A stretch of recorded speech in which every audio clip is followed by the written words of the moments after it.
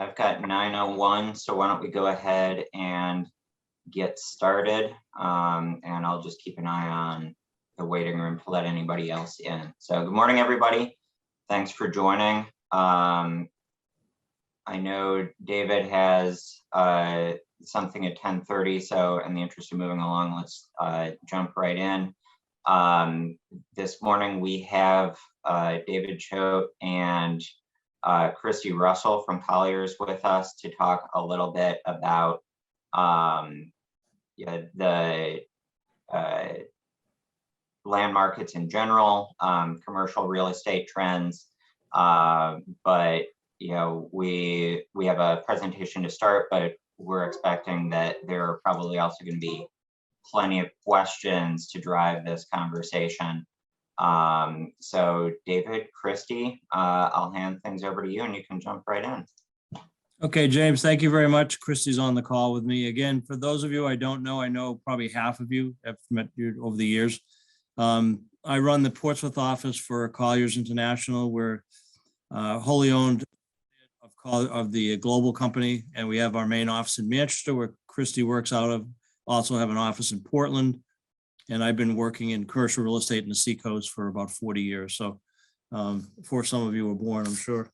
Can you screen share with Kristie? We have a presentation. I just enabled it. You should be able to, Kristie. Okay, Kristie, you want to start? Kristie's our director of research, and I feel free to ask questions as we go along. I don't know if we necessarily have to wait to the end, or if you want to save them, that's fine. We tried to respond to some of the thoughts that James had given us and Robin that we knew you were talking about in the past. And the first question is, what happened to those Cyborg marketing meetings that I used to go to? And so I wanted to just to address that head on. We are doing them. First of all, what is New Hampshire Cyborg? For those of you that don't know, it's the Commercial Investment Board of Realtors. It's the only commercial board amongst the 26 boards in New Hampshire and Vermont that are part of the NHAR, New Hampshire Association of Realtors, and MLS. And we have restarted our Seacoast marketing meetings. We were hybrid for a good part of the pandemic. We've gone back to actually a hybrid solution at third Friday of the month. For those of you that used to attend, we haven't changed the date. We'd love to have more of you come, 8:30 to 9:45 a.m. We switched venues. We're now at the Insurecom building at 290 Heritage Avenue in Portsmouth. They have a beautiful second floor training room. We serve breakfast, so come and eat and network. And if you're not comfortable about meeting in a room with 35 or 40 people, we do have a Zoom capability there. And we usually get 2 or 3 people that Zoom into our meetings. And you can get all this information on the Cyborg website, which I've given you, and clicking on the events calendar. We have a lot of other events too that you can see on that calendar that might be interesting for your work. So if you have any questions on Cyborg, feel free to contact me afterwards and I'd be happy to answer them. But we are back alive and we hope to see you folks, some of you folks, come to the meetings. So the first thing we want to talk about, because I think it relates dramatically to the lack of growth or the growth in the commercial real estate sector, is the unemployment stats. Because the more workers you have, the more ability there are for companies to grow. And I'm really preaching to the choir with this information, but we wanted to visually talk about it. So the New Hampshire unemployment rate, which is the next slide, we did this from January to January as we go along. I think I need to minimize this here so I can get rid of, okay. So January of 2020, New Hampshire was at 3.1%. That's before the pandemic. And interestingly enough, if you look in 21, we had obviously had the big spike when the pandemic hit, and then it went down again to 3.1, and it's still 3.1 as of January of 22. And you can see Maine and Massachusetts were a little more up and down. So that, what does that tell us? We had that spike. It's something we all know, that there are no employees, there are plenty of jobs, but no employees. Then we looked at specifically Rockingham and Stratford counties, which is the next slide. And, Rockingham, basically 3.3, 4.0, and 3.6. and Stratford 2.7 to 3.3. So again, low, again, with that obviously big spike in 2020 during the pandemic. So again, and I think this has a lot to do with the lack of companies growing because they can't find the employees. A day doesn't go by that we don't talk to companies and they say, my biggest problem is I can't hire anybody. If you drive down the road, every property has a hiring now sign on it. So we want to talk about our market area and how we track vacancies in both industrial and office. So the first thing is we have 6 submarkets in our that we track.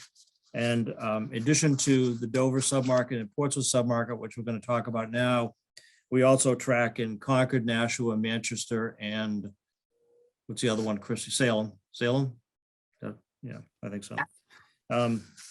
So the Dover submarket consists of these communities. There's 12 communities, and this is somewhat random. I mean, it's not necessary. You know, we used to call this the Rochester submarket, then we figured Dover is more centralized, so we renamed it to the Dover submarket. The Portsmouth submarket consists of basically Raymond East. I like to say that our office generally works 125 East, but we've included Raymond in the Portsmouth submarket. So, you know, we're not every community, but we think the highlights. So the information that we're going to talk about is related to these submarkets. And so what are the criteria that we look at? In the office market, we look at all buildings and condominiums that are 10,000 square feet or larger. So we're not capturing the under 10,000 square foot buildings. And multi or single tenant buildings are captured, and we try to classify them as A, B, or C. And again, so James, you were asking about a lot more detailed information. Kristie produces a trends report every quarter that drills down into all of these categories much more closely. We didn't do that for this because we were focusing on other characteristics. It does not include medical space, which has obviously been a growing industry in the Seacoast. And rents are reported as a modified gross. So those of you that don't do commercial real estate, modified gross means it's rent plus utilities typically, as opposed to a triple net rent, which we do the industrial space. So if we quote a $20 a square foot average, that means it's $20 plus utilities. And all numbers are based on Q4 of 2021. We're just now finalizing our Q1 numbers since we're obviously not quite at the end of Q1. So yeah, Darren's asking about, can we share it electronically? Kristie's going to email it to James and he's going to send it to everybody, right, James? So we'll do that. The office vacancy rate in the Portsmouth and Dover submarkets. So if you look at Q4 19, we were at 7.3% in New Hampshire and only 3.4% and 2.6% in Portsmouth and Dover respectively. You look in Q4 of 2021, and those numbers have gone up fairly dramatically. New Hampshire's up 4%, Portsmouth's up 5%, and Dover's up 9%. And before Chris Parker asked me the question, the reason why Dover is up so high is the 100 Education Way building, which used to be Measured Progress. They vacated those buildings. One has been sold to a company coming out of Pease called Bruckner. The other one's being repurposed. So we captured that as an empty building, which adds 99,000 square feet to a market that doesn't have a ton of office space to begin with. So that's the reason why that was such a big spike. I think you're going to continue to see these numbers, these vacancy rates go up, and I'll talk about that in a second. And it was one of the questions I know that James wanted to talk about. So what are some of our thoughts on the office market? You know, the vacancy rate has continued to surge since the second half of 2019, ending, you know, at 11.2% at the end of 2021. I think that's just the tip of the iceberg. I think the Seacoast vacancy rate is climbing, but many leases are still in place. And even if you don't, this is one of the things that a lot of people don't understand. You can drive by a building and there can be nobody in the parking lot, but the landlord still are getting 100% of the building rent. And I guess the best example I could give you is the Bottom Line Technologies building at Pease. You drive by the building, there might be 1 or 2 cars there. Well, Bottom Line is still paying rent on that building. Many of those 3 to 5 year leases, which would be a typical lease in the Seacoast, started around the pandemic time. So I think, my prediction is in 2022 and 23, when those leases expire, we're going to see companies vacating the buildings or downsizing dramatically. And I think as a result, the vacancy rates are going to shoot up to a higher level because the backfilling is just not occurring as quickly as the empty space. Now you drive around, I've noticed this particularly since the mask mandate was taken away, is parking lots are fuller at many office buildings. And you probably all notice as the traffic on the road seems to be returning to pre-pandemic levels, where they're actually back up at traffic lights and heavy traffic on 95 going south and north. Where are the businesses going to come to fill these vacancies? I know that was one of the questions that was talked about in your last meeting. I mean, I gave 2 examples of 2 situations that we're working with now. There's a company called Top Mark Funding. They do equipment financing. They came to the city, they're a California-based company. They came to the Seacoast like a year and a half ago, and took a 1,500 square foot sublet in Portsmouth. And we just signed a lease last week for 10,545 square feet at another building in Portsmouth. And they're banking on their business growing dramatically because they only have 8 or 9 people right now. So, but again, it's a space that's fully furnished, and that's a whole nother discussion. Is companies are going to go towards spaces that they can spend the least amount of money getting into. So if it's turnkey space in terms of quality, in terms of furniture, you're a lot better position as a landlord than if the tenant has to fit up the space and bring all its own furniture. The opposite of that is a company that's currently at Pease called Global Sign. And contrary to their name, they are not a sign company. They actually are a cybersecurity company.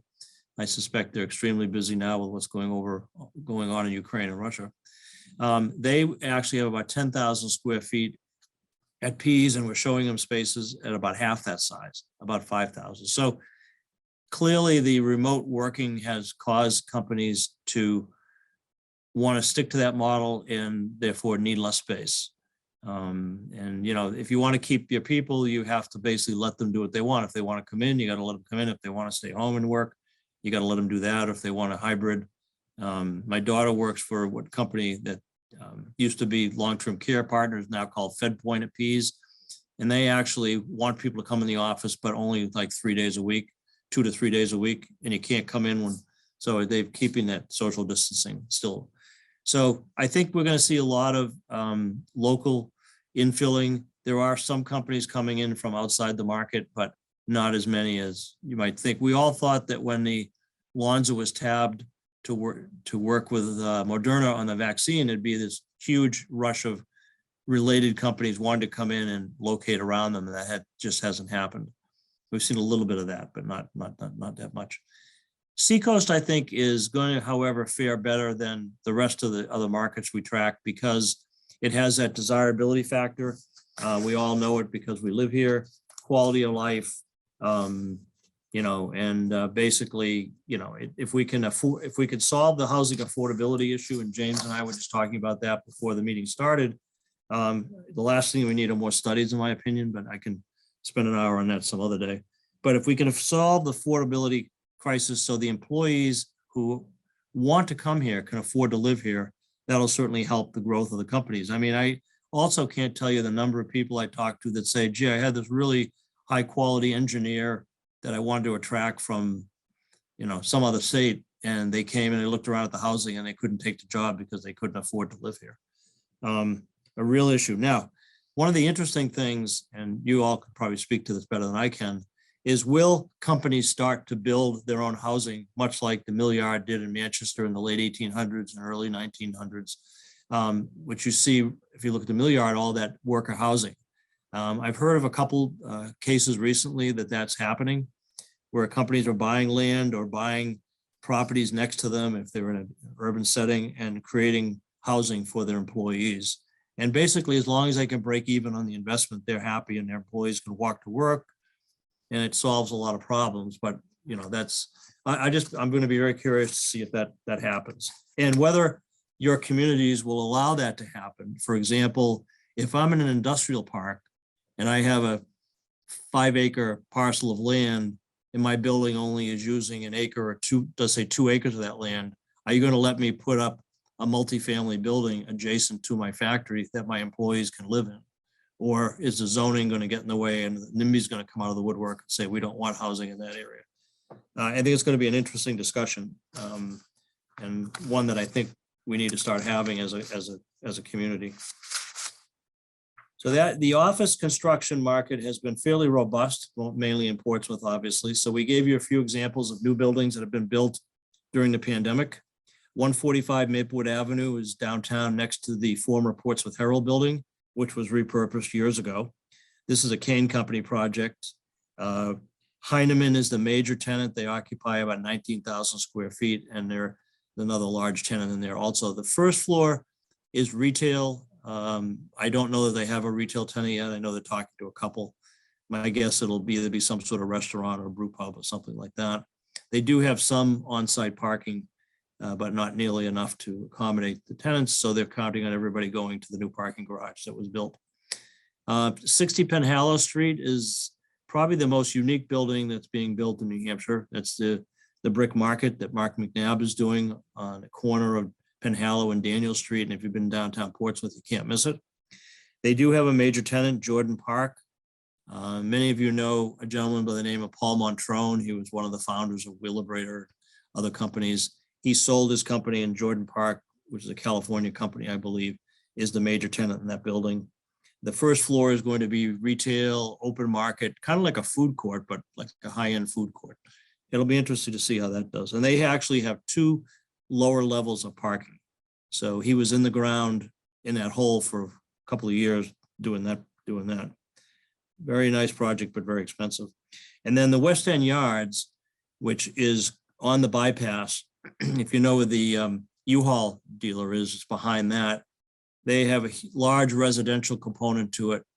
And then they have a office retail building in the front, which is this picture. The total building is 44,000 square feet. Now we talk about infilling vacancies. This is new construction, obviously. There's a company out of Massachusetts that apparently is very close to signing a lease for the entire second floor plus part of the first floor, an office company. And I don't know who it is because they haven't disclosed it. Buffalo Wild Wings is going to be in the front. They've closed their Fox Run Mall location and are moving over there. So there is definitely some, it'll be interesting to see who the office tenant is and why they're coming here.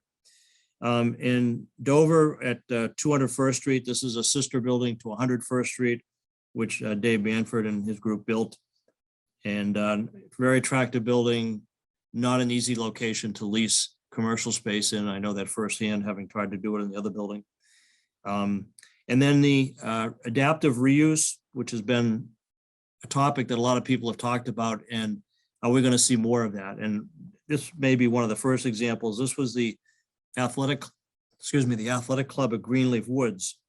And it was purchased by a couple of guys that have very strong ties to Families First, having served on their board. And so basically it became the headquarters of Family First. They repurposed it and they've got a gym going in there and they have some other office space. But basically it was an existing building that they repurposed. And then at Pease, another new building that sister to a similar one is 90 Arboretum Drive.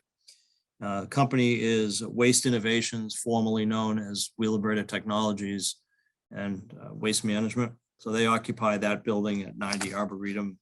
And, you know, we are seeing obviously some new construction at Pease. I think there'll be some more, there's not much land left to build on. So it'll be limited as to what it is. So moving on to the industrial market. There have been some interesting buildings built in the industrial market, but first the criteria, again, buildings and condominiums, 10,000 square feet and above is what we track. And a lot of our leasing is being done under 10,000 feet, although the buildings are probably, you know, consist of more than that. Multi-tenant or single tenant we track, and we try to classify it as manufacturing, flex R&D, or warehouse distribution, which is an ongoing discussion we have internally because some buildings are hard to know and they change use. One tenant might be a manufacturer, the next one comes in to use it as warehousing. Again, does not include any medical space. And in this case, our rents are reported as triple net numbers. And then all numbers again are based on Q4 of 2021, which is the most up-to-date data that we have. So let's look at the industrial vacancy rate. And I don't have to tell you that this is, in my opinion, this is the single biggest problem that we have in New Hampshire right now. Probably that and workforce housing go hand in hand, is no industrial space. And Chris Barker knows this firsthand. He's recently taken over the oversight of Enterprise Park with me, and we have more demand than we have land available. But if you look at the numbers, they've been only going down. New Hampshire in Q4 2019 was 4.6%, and now it's 2.9%. That's statewide, okay? Portsmouth has gone from 1.4% to 1.1%, and in 2020 actually dipped down to 9. I'm not really sure what the slight uptick was, but it's not enough to be significant. And Dover, you know, the only reason why Dover has gone up or stayed that high is because of the Durham is included in that submarket, and the building on Technology Drive, which was recently sold to R.J. Kelly out of Massachusetts, is basically mostly empty. So as that gets absorbed, that number in Dover will go way down, because other than that building, there's really no space in Dover right now, existing space. So huge issue. There's starting to be a little bit of construction, but when you have to spend between $150 and $200 a foot to build a building, there's no incentive for a spec development, because the rates they're going to get can't be justified. Although I'm going to speak to that in a second, because they're going up fairly dramatically. So as we say, the market continued to tighten throughout 2021, closing with a historically low vacancy rate of 2.9%. And the lack, and again, I'm going to reemphasize this because I think it's important. I see it all the time. Lack of industrial space of any size is the single biggest growth inhibitor, in my opinion, in southern New Hampshire. Although there's been some new construction, as I said, the cost of building and now supply chain issues. So even if you want to build a building, sometimes your delivery is delayed because of stuff coming. But the good news for landlords is that the base rents have been going up dramatically. And the leases we're doing now, the base rents are up almost 50% over what they were in 2019. So what does that mean in hard numbers? 2 years ago, we were getting $7 or $8 a square foot triple net. Now we're routinely getting $12, $14. So, you know, and 10 to 14 would be the range now. And the tenants aren't balking because they have no other alternatives. So, and, you know, we have seen some new manufacturing jobs created. They seem to be high-tech focused, high-skilled workers. Again, comes back to the issue of can't get the workers that have the skills. Obviously, there's a fair amount of partnering up with our educational institutions to try to solve that problem, both at the high school and college level, but you can't produce enough people fast enough to solve the problem. Or contract manufacturing for electronics industries, or people that are bringing, you know, doing supply chain management for companies. We've seen a lot of that too. And defense, I'm starting to see more companies getting defense contracts. Chris and I talked to a company not too long ago that has a heavy defense contract, and they need to build a new building to meet the standards of the Defense Department. So we're talking to about maybe doing something in Enterprise Park. Warehousing and distribution spaces, I would say still, if you had to ask what's the single biggest requirement, it'd be warehousing and distribution. A lot of our industrial buildings were built in the 70s and 80s, and they're not high bay. High bay typically defined as, you know, 24, 26 feet, a couple loading docks, drive-in door, minimal office space. That building, we're going to see it. You'll see a building in a second that meets that definition. But some are being proposed. The good news is some are being proposed in Dover, Epping, Raymond, particularly large footprint buildings. If you're familiar with Noble Farm and Lee that S&J Transportation built years ago, we actually sold that land. It was a foreclosed property that the town owned. We sold it to the S&J folks, and they built these 50 to 100,000 square foot buildings. Everybody thought they were nuts in Lee, but they've basically been able to fill them, and they're building more. So there is definitely a demand, and the location is almost irrelevant as long as you're close to a good transportation network. So there are some examples of these buildings I was just mentioning. And they are as follows.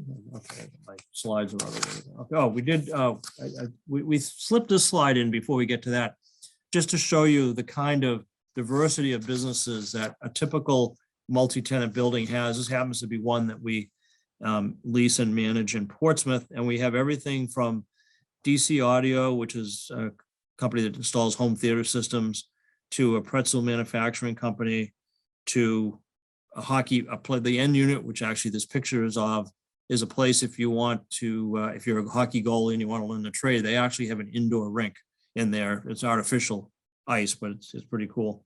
And Pepperidge Farm, a warehouse. So it's a mixed bag of companies, everything here from manufacturing to recreation. In Portsmouth, some, like the hockey rink, needed a special exception, but the more you can facilitate the zoning to accommodate these uses, even if it's just special exception and not a variance, the more likely that these properties are going to stay filled. And there's no problem keeping this building filled. The next slide is what I, excuse me, I was talking about earlier, the new construction. The 49 Innovation Drive Rochester building is obviously, it's finished now, but this 150,000 square foot high bay distribution facility owned by Prep Partners. They originally were going to occupy 100,000 square feet, lease out 50,000. We found out yesterday that they're now taking over 100% of the building for their own business, which is supply chain management, basically. The next building is an example of what I was talking about of CNC, specialized CNC manufacturing. Intech was in a building in Rochester in a kind of an old Rube Goldberg type building, multi-levels, didn't really work for them. So they were able to construct this beautiful 30,000 square foot building in Rochester. Very good jobs, CNC machines, a lot of high tech related stuff. But again, and they've had some success getting employees, but they can always use more. 97 Airport Drive is in Rochester's had, probably more new construction than any place because they have the land for it and the infrastructure. There are two buildings side by side. We're showing one of them, the Pella Windows building on land. And just to give you some idea, this building actually somehow, I don't know how it did, according to the owner, because I sold him the land, came in at $155 a foot, all in, including fees, land cost, construction, and that includes $1.5 million to bring the site up to grade, because it was a steep slope. I don't know how he did it, but he did it. It's a beautiful building. If you haven't been in there, I'd find a way to get a tour. It's a beautiful building. Next door to that, it's a company called LDI Solutions that relocated from Portsmouth. They're in a 30,000 square foot building. They also told me that the building came in at about $160 a foot. So I guess it can be done. The other at the bottom left-hand corner, 100 Tri-City Road, an interesting story. That was, a lot of you may remember it as a telephone company building. It went from New England Telephone to, I don't know, Verizon to, every telephone company that the successor companies. And it was bought by Anthony DiLorenzo, the car guy, key auto guy, originally to be his collision center. And then he was able to do his collision center up on Route 11. And so he took this building and he turned it into 20 varying size incubator spaces, we call them. And they leased them up pretty quickly. These units, I've leased one. We're actually taking a company out of here that's going to be building a building in Enterprise Park, but their space will get filled up very quickly. These spaces are, they get $14 plus utilities. But there's no really spaces available. They have one space available there now. It'll be gone quickly. And then in Exeter, Darren's town, Unitil built the new headquarters on Energy Way, which is, I guess, in the same vicinity as Gourmet Gift Baskets. Beautiful building. And then this is the building at Pease. We all know the story about General Electric Meter Company relocating from Somersworth to Pease, Aclara. I don't think they've actually relocated yet, but this will be the 54,000 square foot building at Pease, part of which exists, the rest of it needs to be built. And it's another Kane Company project. So they're relocating their headquarters and other functions to Pease. So that is, you can't say that. That's definitely a downsizing because the building in Somersworth is huge, but in some respects, it's responding to the market needs. And That is kind of the end of our formal presentation. You'll have our contact information if you need to contact us, but I wanted to open up. We have about half an hour or 20 minutes, whatever you want to take for questions, comments, things that we can provide that we didn't address. We're all ears. I think there's a couple of questions in the chat right now. Oh, there's one question from Warren. Warren, are you there? I'm not sure what the question is referring to, but it says this does not include land already for construction, such as Enterprise Park, correct? Sorry, I was heating up my coffee. David, I have a couple questions for you. Number one, when you look at available property, Enterprise Park has property that's ready to build. I've got a bunch of clients looking all over the Seacoast for commercial space. And so anyway, when you say availability, obviously that's not including property that's building ready, correct? Right. Available is existing buildings. I don't think, Kristie, we don't track land, vacant land that's zoned industrial or office, do we? Correct. We only track under construction. So I do track proposed buildings, but they don't hit our availability or vacancy numbers until they are ready for occupancy. But Warren, just as anecdotally, there's very little land. We're basically out of land at Enterprise Park. We've got more companies that want to be there than we have good land to do it. Now, some of that's driven by the fact that we have a lot of wetlands there, but that's why those two buildings went up on Airport Drive in Rochester, because they had the lots available. And actually there's a lot next to LDI that they have an option on, which I think they're going to expand into, they told me. It's my understanding that they were opening up a phase 2 in Enterprise Park. Am I wrong about that? Opening up what? A phase 2? I mean, I don't know. It depends what you mean by phase 2. I mean, it's all connected. I guess you could, I mean, there's not, we have some land that's behind Vigon and Forward Merch, but it's only going to accommodate probably two roughly 20,000 square foot buildings. Okay. Other than that, it's all wet. My other question, David, and thank you very much. This is really, really helpful. My other question is around retail space. I noticed you did not include retail space. Do you have an approximate range of retail spaces in the 5 or 6 major cities in the Seacoast? We don't track retail, right, Kristie? So, I mean, we anecdotally, we have a guy that does retail, but it hasn't been. I have some stats based off of CoStar that I could send to you, but I don't have it offhand. That'd be great, Kristie. Yeah, Thank so, you. yeah, I can circulate there. We can circulate what we have. It's not something that we track as, carefully as office and industrial.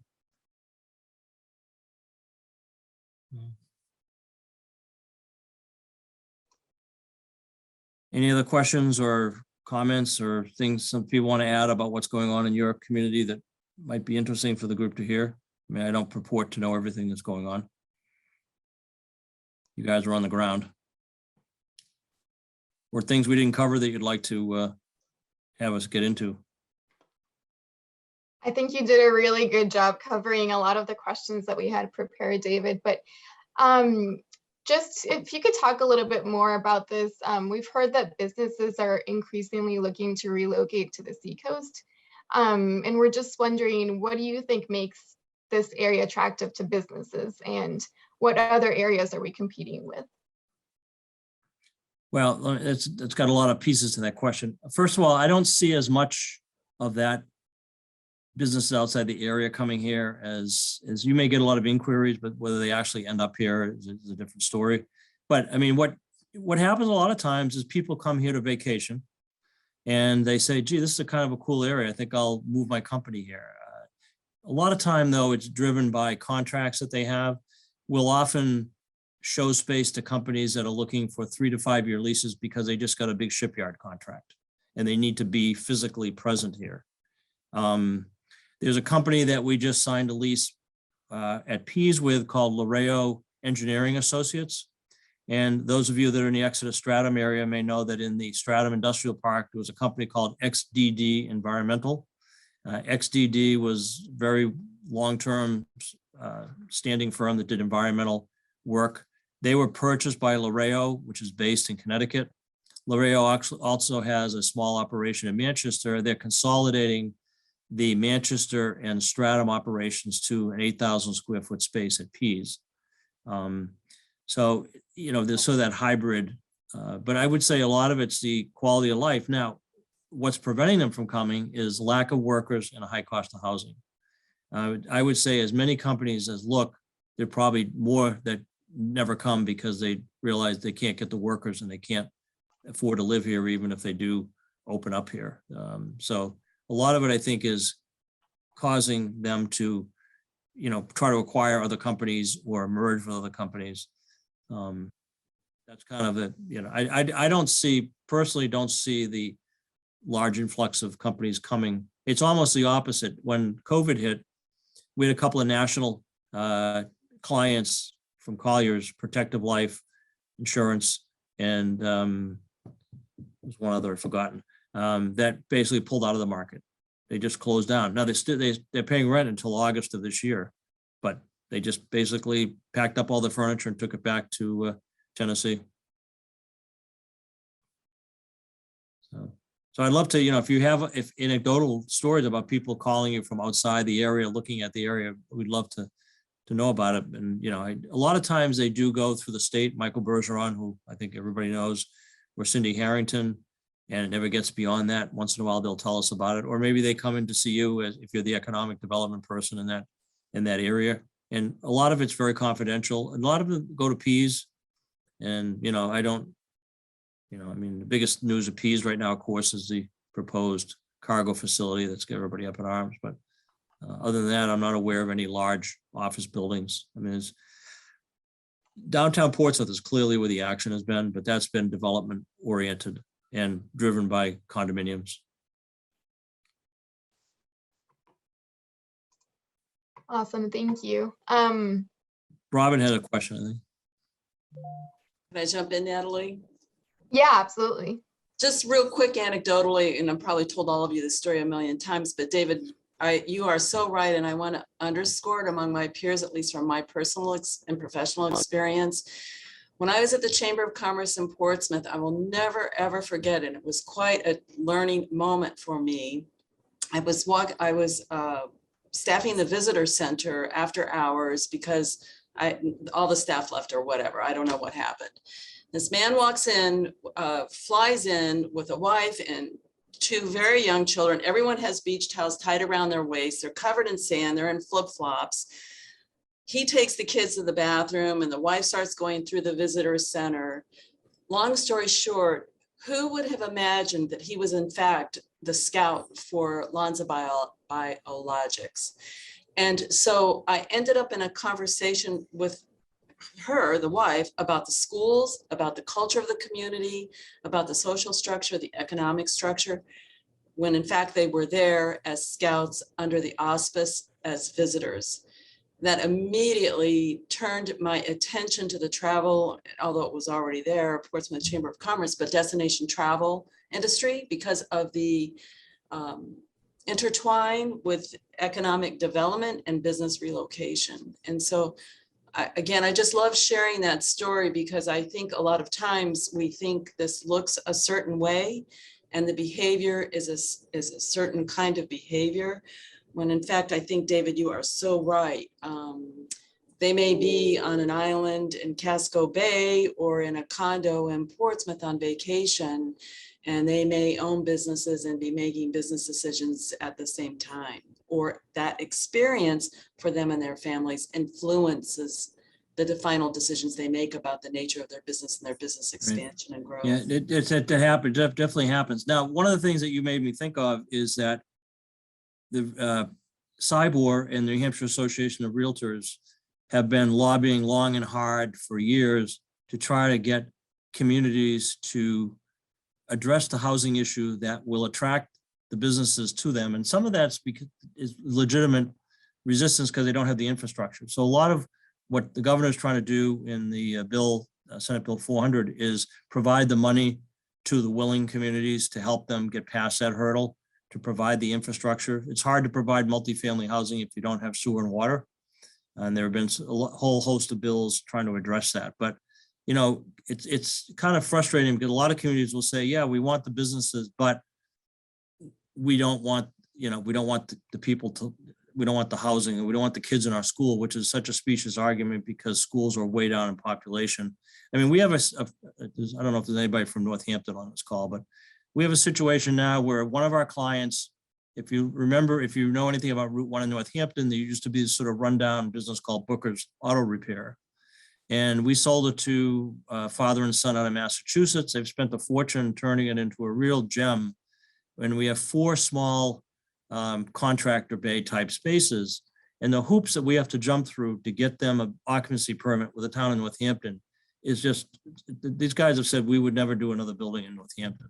I mean, we're going tonight for a special exception or no variance for a carpentry shop in an industrial zone.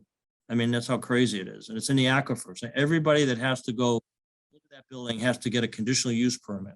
So it's more money, it's more time. I mean, those are the kind of obstacles that you as planners need to look at really carefully and say, are they really necessary, or is there a better way to do this to get these companies in there? And, you know, we've been fortunate that we have 4 companies that are willing to hang in there, but this has been going on for like 3 months.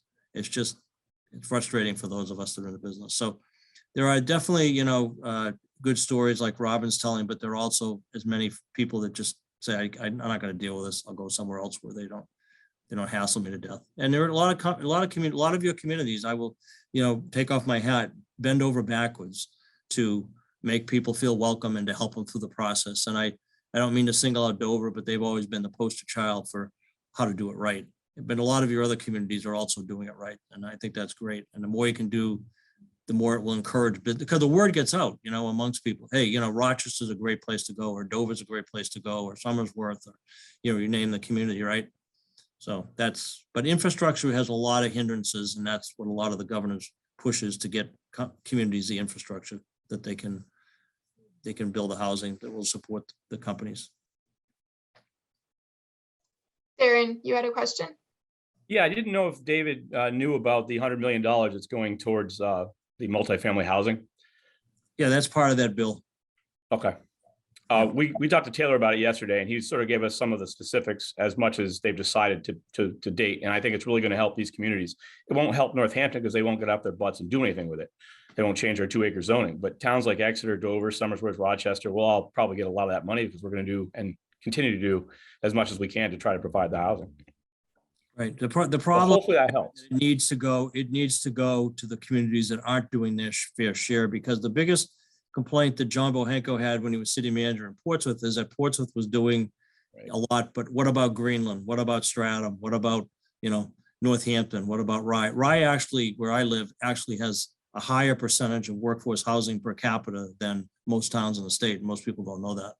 And there's a big project coming on Route 1 on that. But, you know, I don't know what to tell you. I mean, it's, you know, there were bills in the legislature that would have, with sewer and water, you could not require a lot bigger than 10,000 square feet.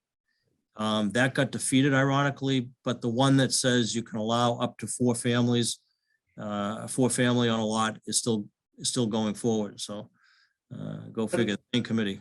Well, the other thing out there is housing opportunity zones, and hopefully, you know, communities will take advantage of that. But like Chris Parker was saying yesterday to Taylor, that there'll be a lot of communities just simply do not want it, won't do it, and it won't help us solve the problem at all. Like Northampton.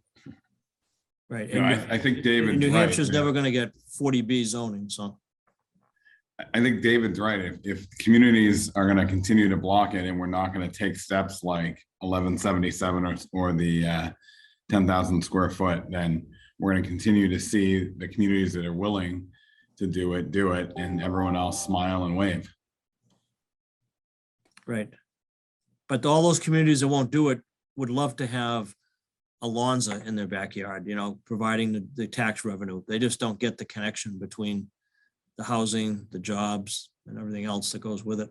I mean, the other thing that's frustrating for me is Newington, because there are a lot of people in Newington in the Economic Development Commission that would love to see the area around the Fox Run Mall developed in a mixed use, much like the West End Yards project. Whatever you think of the West End Yards project in Portsmouth, it is a mixed use development. It's live, work, play, same as the old Southgate Plaza, which is now Portsmouth Green. Newington doesn't want to add one more resident to their community. They're at 751 and they don't want to go to 752. So it's really frustrating for people like Mike Donahue, who's been banging his head on the wall on this for Jeff Hyatt for years. And I've gone over and talked to them, and it's a no-win situation.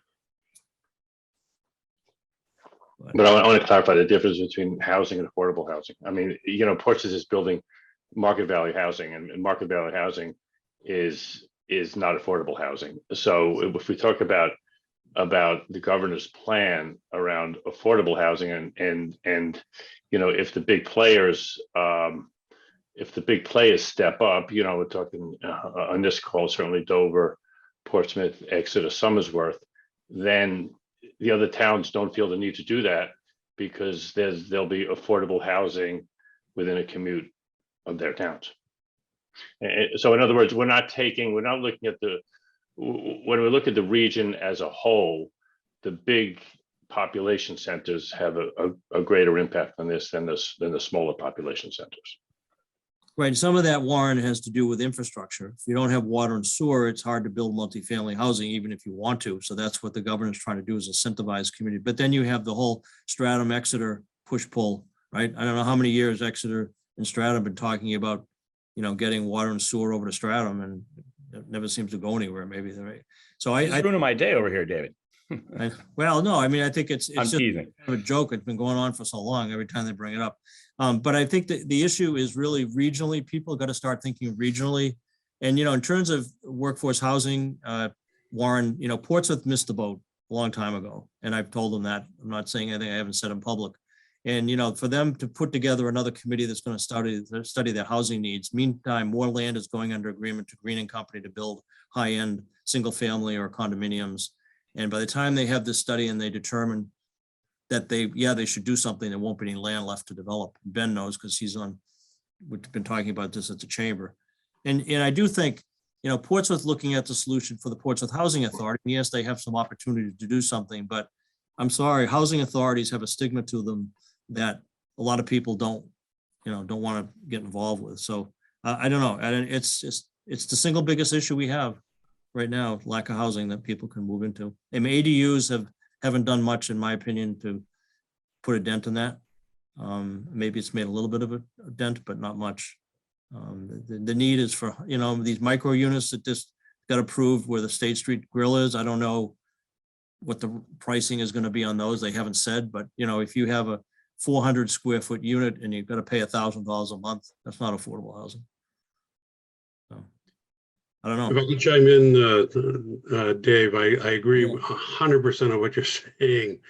Certainly my tenure in Stratham, that was one of my biggest disappointments of not being able to pull that off, to get that water and sewer agreement between the two towns. But now that I'm a project manager in Newington, I did want to say that there's at least a conversation going on regarding housing. It's one that hasn't happened. It's just because it's happening is almost a monumental shift. Right. And I think the Fox Run Mall is prompting that because people don't want to see it continue to decline. And if the only way to rejuvenate that is to start having that discussion, people are beginning to at least talk about it. That's good. Yeah, I mean, it's so logical to think that you could rejuvenate that whole mall if they ringed the parking lot with housing, that people could walk to the mall. It's on the bus line. You'd have a lot less cars because you wouldn't need 2 cars. You might not need any car to get around. But I don't know. There's plenty of land, which doesn't exist in a lot of places. But I'm glad to hear that they're rediscussing it. So David, we've spent a little bit of time talking about water and sewer in particular as supporting infrastructure. Both of our regions, the Rockingham region, the Stratford region, sort of extend into a lot of those smaller communities on the periphery. I'm the planner in Northwood that is about halfway between the Seacoast and Concord. for communities that don't have water and sewer, when you're thinking about some of the warehousing space we talked about, the industrial uses we talked about, I guess without that infrastructure, what are the most likely sort of outcomes or opportunities for them for attracting commercial or industrial development? Is it something that for most uses is completely off the table without water No. sewer? Are there like sizes or uses that are more likely if they were to target those specifically? Yeah, so I think the first thing is zoning. Does your zoning facilitate the uses that are out there, which without water and sewer, you're looking at, probably non-manufacturing or, anybody that's water dependent is off the table. But there are, 90% of the businesses don't have a high water usage. So you could do a well and you can do septic without any problem. So you want to make sure that your zoning enables those kind of uses. In terms of height, you can't have, 25-foot height limit if you want a building that has 30-foot clear, and other things in the zoning to enable that to happen. And have even zones that have industrial or not have, and again, I hate to pick on Northampton, but that industrial zone on Route 1 is actually industrial, business, residential. They've thrown everything into the basket. And so what happens is they end up evaluating every project as if it was a house. And it just is not conducive. So I think looking at the zoning, making it as flexible as possible, and then creating areas, and Dover and other communities have done this as well. Portsmouth did it actually a long time ago, creating industrial parks, right? Build it and they will come. Put the road and the infrastructure in, which would be maybe power, and and then sell off lots and companies will come. It may take a while, but they will come. I mean, Biddeford is a good example. It took them 20 years to finally fill up their park, but they came because people are looking for shovel-ready opportunities, right? And so one of the advantages we have at Enterprise Park is we have land that's adjacent to streets that have been built. Utilities have been pulled to the end of those streets. So all I have to do is go through the approval process and build a building. The other I see Michael's I think Michael's still on the call here. One of the issues that we have right now in New Hampshire, and I think I mentioned this to him at the Exeter Chamber breakfast the other day, is the DOT. If you're on a state-controlled road, the DOT backup is months. It's a huge issue right now that Cyborg is just starting to tackle. We're going to survey all the engineers, get anecdotal evidence, and then go marching into the governor's office and say, you really need an ombudsman to facilitate these. We had a project in Dover on Littleworth Road. They submitted the application. It was not a big deal. It was a curb cut application, submitted it in August. It finally came out of DOT last month and we were able to close the deal. In the meantime, everybody was held up. We had our Dover approvals months ago. So that's another issue. I mean, if you're on it, and a lot of towns have state controlled roads on them. Yep. Yeah, Northwood, I normally tell people on Route 4 to apply to DOT before they apply to us. And they might have it by the time they're done with us. To go back to height real quick, because you were talking about warehousing needing a lot of those higher bay spaces than maybe previously. For a height limitation, then do those buildings generally need more like 40, 45 feet instead of? Well, I mean, you could probably get away with 40, 35 or 40. I mean, I don't know. Height probably not a good example of what the restrictions are. It might be lot coverage issues. It might be setbacks. It might be any number of things. But I think you want to make it friendly to those businesses, which, and I'm not sure what, because again, if you have well and septic, you got to have enough land, obviously, to be able to site your well and your septic. The other issue is, setback to wetlands, which I know is some town I was just reading, I forget where it was going to increase the setback. Portsmouth has a 100-foot setback for wetlands. Is that appropriate in all cases? I don't know. But I'm just saying, look at the comprehensive zoning, and if you have business and industrial zoning, is it as friendly as it can be without giving away the store to attract the businesses? you know, and you have to be, again, you have to have a point of, every town should have a point of contact, whether it's the planner or the town manager or somebody. You know, not every town can afford a Darren Winham or Robin Comstock or, you know, people like that, but every town usually has a point of contact, might be the chair of the Board of Selectmen. And they need to be, you know, pro-business, proactive, but, you know, try to make things happen. The other issue you have, James, in these small communities is just the planning board process goes on forever.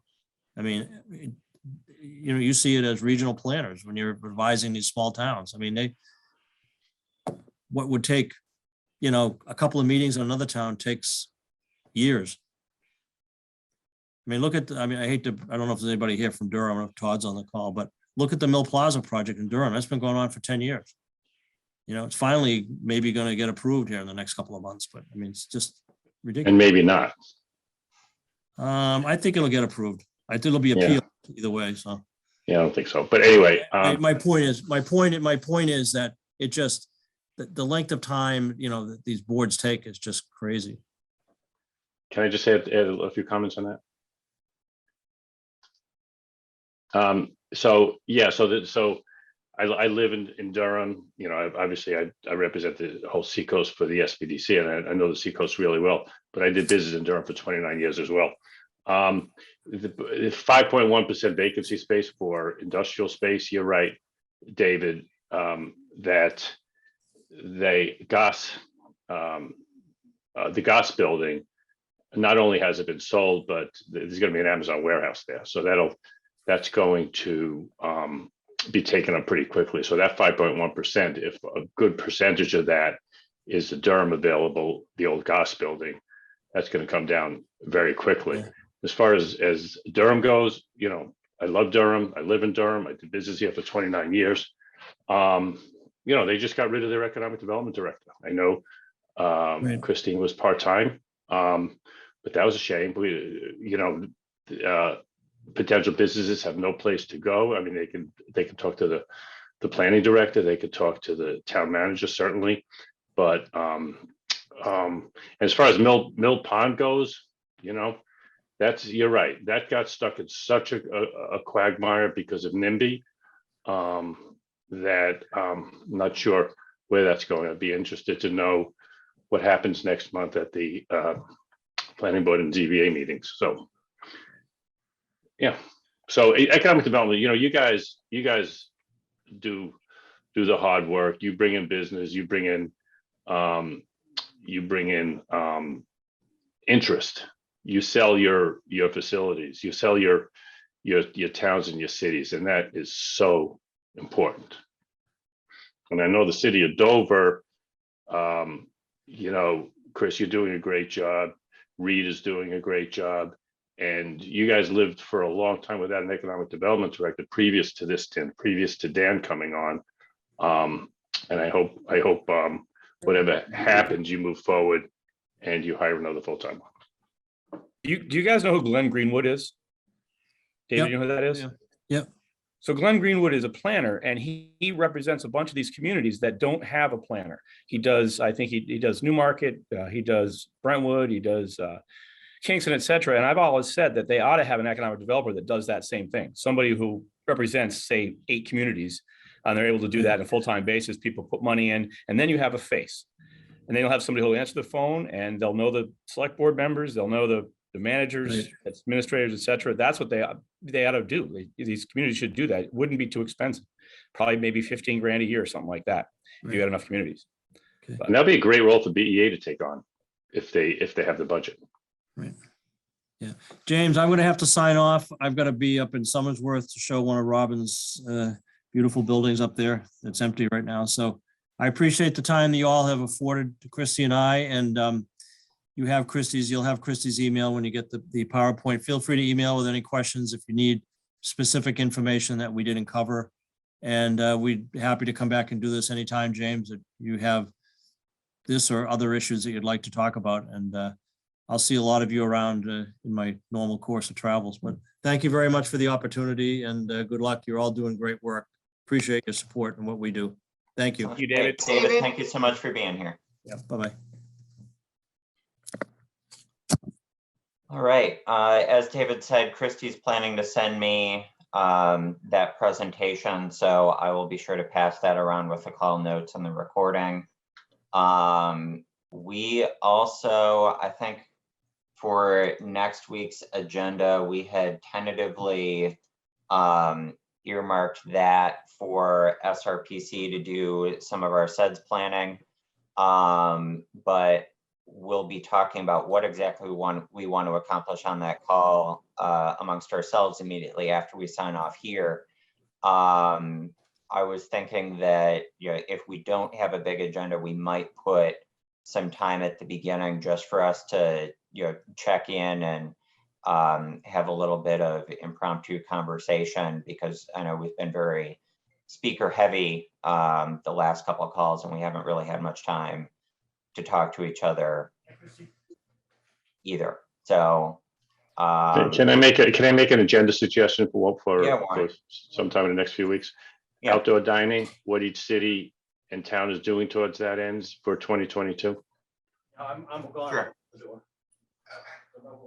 So maybe if people can take, if economic development directors or those in their place can take a look at your plans moving forward in preparation for that, that'd be great. Any other suggestions? All right. Seeing none, thank you, everybody, and we'll see you next I've got week. something. If you let me share my screen. It should still be enabled, is it not? Yeah, all participants, so. Okay. Trying, clicking. Oh, I see. Here we go. Sorry. Do you see that? Can you guys see the Rochester thing? Yes. So, you know how we always have to do these public things and, you know, tours or ribbon cuttings, whatever. I want to show you something a little comical here. So Mike got to do one. I wish he was here to see this the other day. And this is the shot they took of him. It's pretty funny. I'm going to send it to him.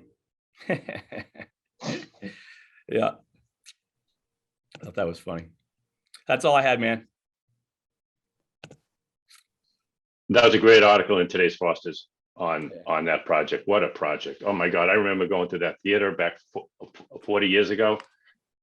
Kind of had to hold my breath while I was watching. Yeah, Rochester's crushing it right now. Crushing it. Somersworth too, and Dover. Thanks, James. Thanks all. See you next week.